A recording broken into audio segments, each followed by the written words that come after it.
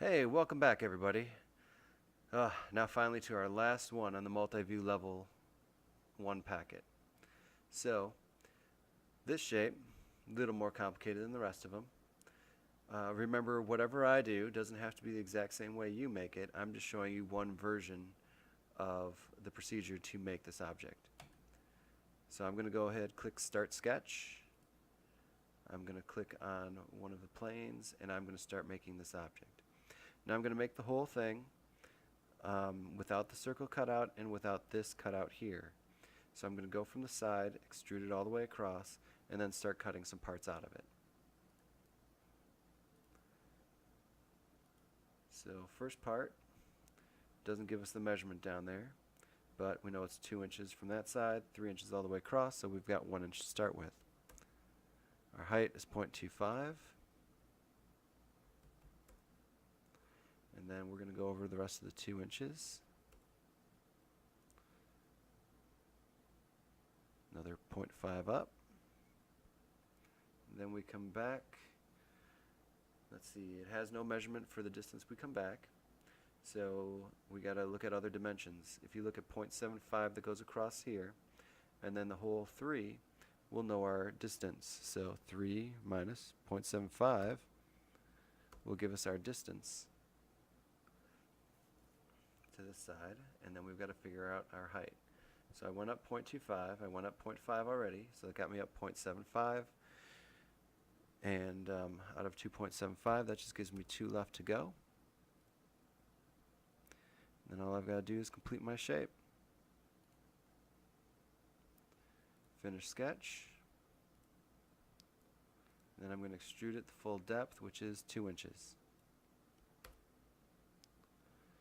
Alright, going to bring it back to the same direction just so I can see what I have left to do here. And the next part, I'm just going to cut out this area right here. So I know it goes over 1.25, and then I know the height from the bottom up is 1.5. So I'm going to go over here. Let's go ahead, project geometry. I'm going to make a line that goes over 1.25. That's going to give me my distance. I don't know my height over here, but I do know that if I go 2.75 minus 1.5, that's what it will be. Of course, sometimes it picks the wrong direction, so all we got to do is delete that line and try it again. Alright, it didn't try to keep my perpendicular constraints, so let's try this again. We've got 2.75 minus 1.5, enter. There we go. Now I can just finish up my shape. Gotta have all 4 lines or else it's not going to want to work for me.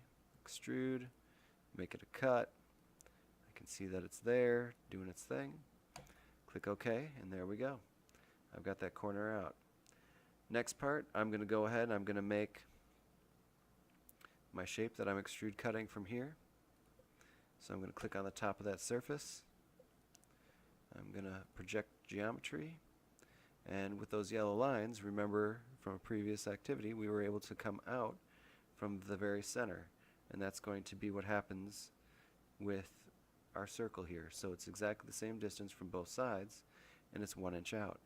So I can just go 1 inch, and then I can make my circle.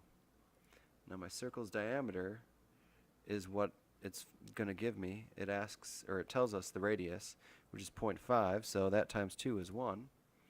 And now I have my circle.